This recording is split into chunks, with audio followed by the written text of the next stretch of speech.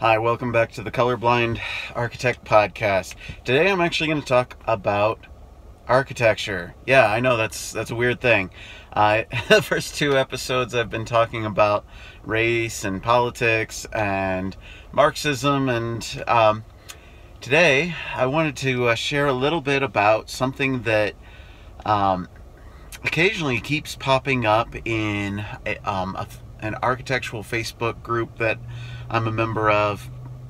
And normally this Facebook group, it's talking about the business of architecture. It's talking about various issues that might come up with permitting or building technology, methodology, construction, client relations. So it's a really helpful thing because you get to share ideas with other architects across the country. You get to see a little bit about some of the trends that are taking place. It's a group that I really cherish. I enjoy being a part of that community. So last night I see this post, and somebody posts a meme that shows Trevor Noah from The Daily Show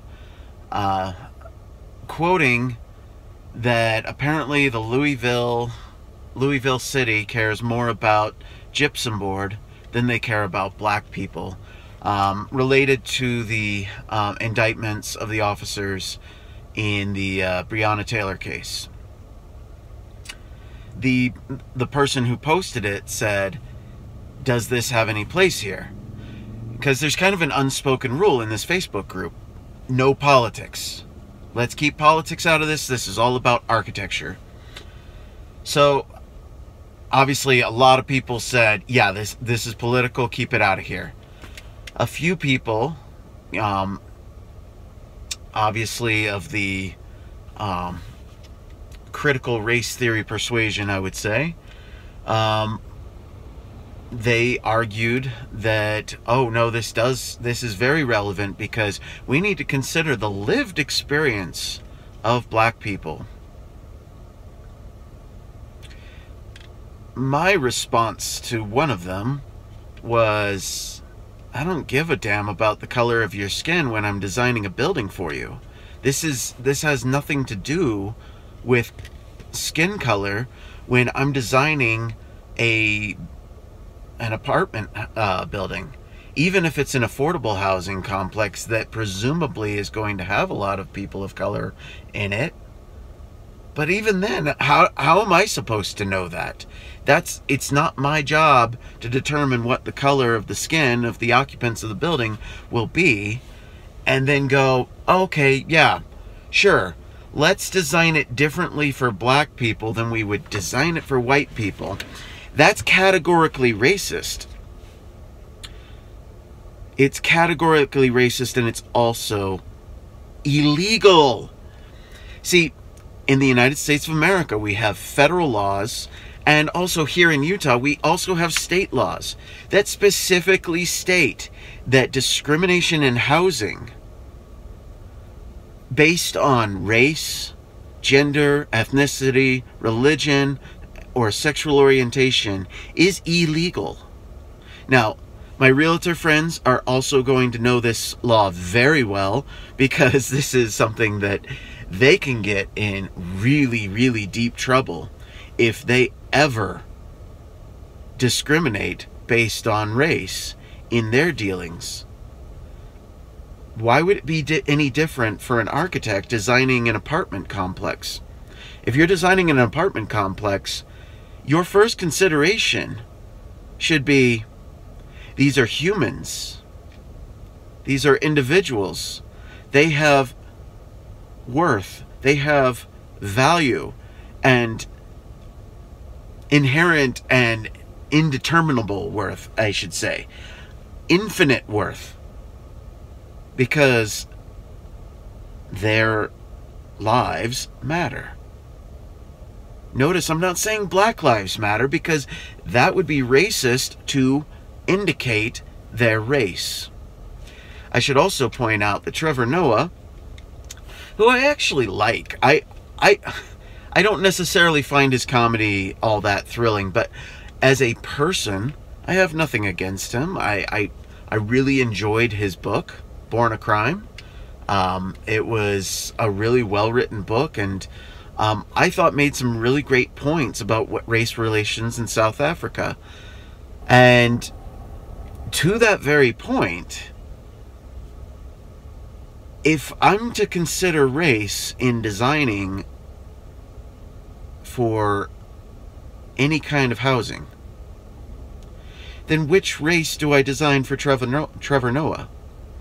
I mean, after all, he's of white German ancestry. Oh, but you say he's a person of color. Yes, his mom was black, but his dad was a white German. Which one am I supposed to choose there? Because he's equally white and he's equally black. And this is where critical race theory fails. This is where racism fails. Because when you bring into question, okay, but what about a mixed race individual? The whole facade falls apart. So, I design buildings for humans, for people, for individuals living their lives. I try to think about, okay, if I was a person living in this building, well, how close do I want certain elements to other elements? How do I want to operate this particular faucet or this light switch, or what kind of view do I want out this window? I might also consider, okay, if I'm a human, which I am I going to want sound protection? I don't want to hear my neighbors, right? What kind of security do I want? These are universal. I mean, it is so racist for these critical race theory people to be trying to argue that somehow the desire for security is specific to drywall. I mean, when we're talking about drywall, okay, how do you make that bulletproof? Well, you put a metal sheet, you put sheet metal plating behind the drywall. That's how you make it more bulletproof. Even that's not going to make it completely bulletproof. You got to do ballistic testing on the wall assembly. Most of the time you don't do that because it's too expensive, and the vast majority of apartments you don't ever expect. So this is more of a legal issue. And Rand Paul, Senator Rand Paul of Kentucky, he actually had it right when he actually sponsored the bill, Justice for Breonna Taylor, in Congress, which, by the way, the Democrats shut down. They refused to even consider it. But his bill, Senator Rand Paul's bill, Justice for Breonna Taylor, would have banned the no-knock warrants that actually allowed the shooting to take place. So you want to solve a problem? Well, okay, well, a solution has been proposed that would have solved that problem, and yet we're sitting here dealing with a bunch of people trying to tell me that I need to consider the lived experience of a black person, theoretical black person, when, on the other hand, I have federal law that prohibits me from discriminating based on race. And also my inherent hatred of discrimination, because I'm morally opposed to the idea that you would consider skin color as a factor in how you treat people. So the response I got so far back from my comments were ridiculous at best, basically saying, oh, you're just being defensive and trying to show off how much you know. And I'm like, and I'm thinking, are you an architect? I mean, are you actually an architect and trying to tell me that drywall is different for white people and black people? I had to stop the conversation at that point, and I just said, I'm out. I'm done with this conversation. I've said my part. So, yeah, what What a strange conversation. But this, I'm sure this is going on in a lot of different industries where you get these woke social justice, critical race theory people trying to make us all think about race, when I thought the whole idea was Martin Luther King's dream to judge somebody by the content of their character and not the color of their skin. And I know that triggers you people on the left, and I don't care. In the words of Clark Gable at the end of Gone with the Wind, frankly, I don't give a damn. And with that, I'm the colorblind architect. Peace out.